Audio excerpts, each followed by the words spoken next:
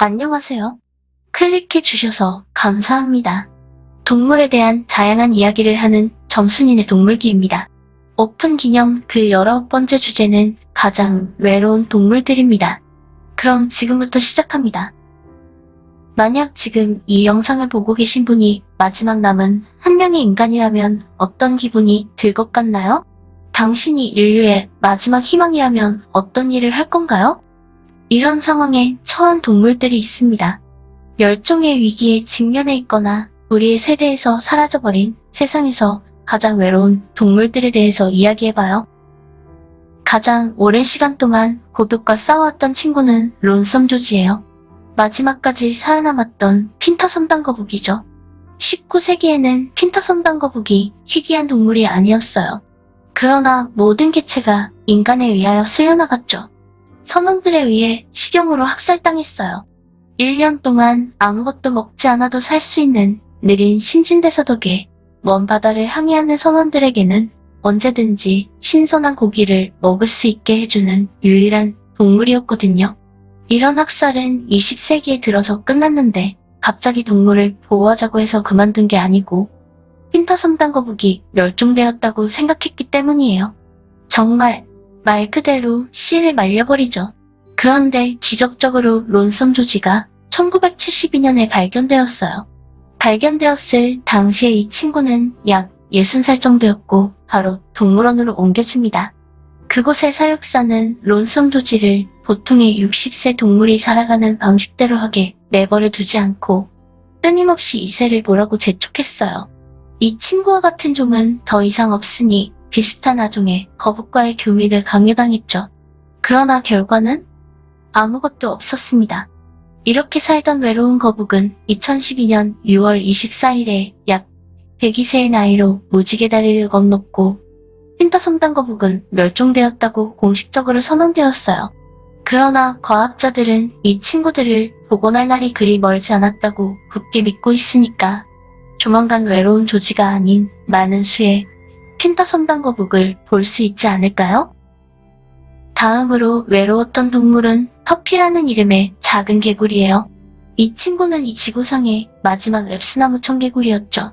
과거엔 파나마의 열대우림 지역에서 흔하게 발견되던 랩스나무 청개구리는 나무 사이를 글라이더처럼 날아다니는 걸로 유명한 아이들이었어요. 이 친구도 발견된 후 론섬 조지와 마찬가지로 보호시설로 옮겨졌답니다.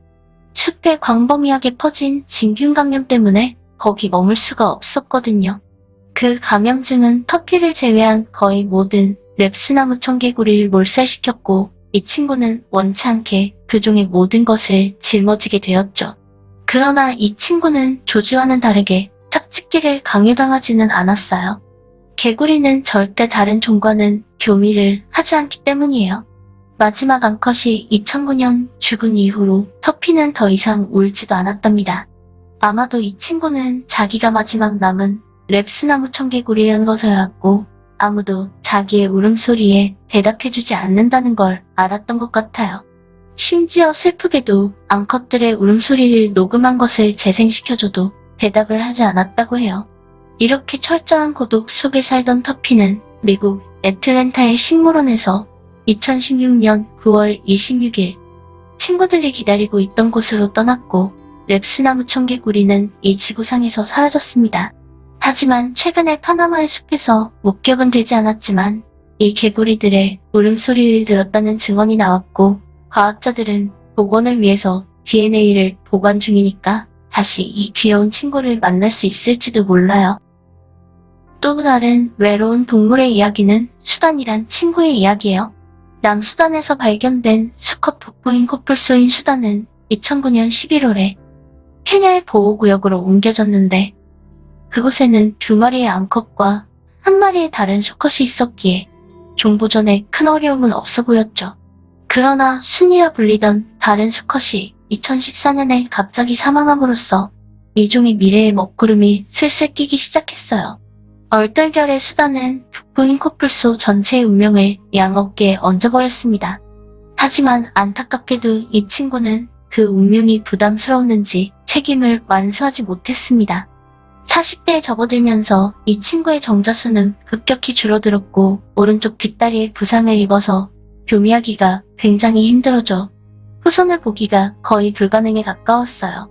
그래서 관리자들은 현대의학의 힘을 빌리기로 합니다. 인공수정을 통해서 이세를 보기로 결정을 했어요. 그러나 그 비용이 만만치 않아 지속적으로 시도할 수가 없었습니다. 보호구역 소장이 말한 바에 따르면 한 번 시도할 때마다 약 $10,000씩 든다고 하니 부담이 될 수밖에 없었고 전 세계의 사람들은 모금을 합니다. 그래서 후손을 보는데 2번 성공을 하긴 했으나 안타깝게도 모두 암컷만 이 세상에 나왔습니다. 이렇게 힘겹게 자기종의 미래를 이어가 보려던 수다는 2018년 3월 19일 45세의 나이로 스틱스강을 건넜고 이젠 그의 두 딸인 라진과 파투만이 생존해 있어요. 아직은 아니지만 북부인 코뿔소의 멸종은 예정되어 있는 셈이죠. 안타깝기 그지없습니다. 마지막 친구의 이야기는 멸종에 관한 건 아니에요. 혼자서 다른 언어를 쓰기에 세상과 어울리지 못하는 고래, 52블루라 불리는 친구에 대한 이야기입니다. 친구도 가족도 없이 대양을 홀로 떠도는 이 친구는 세상에서 가장 외로운 고래랍니다. 1980년대 매사추세츠 우주홀 해양 연구소의 윌리엄 와킨스에 의해 발견되었죠.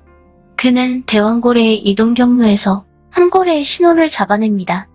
그러나 얘는 다른 친구들과는 많이 달랐어요. 보통의 대왕고래는 15에서 25Hz로 소통하는 데 비해 이 친구의 목소리는 뜬금없이 52Hz를 기록합니다.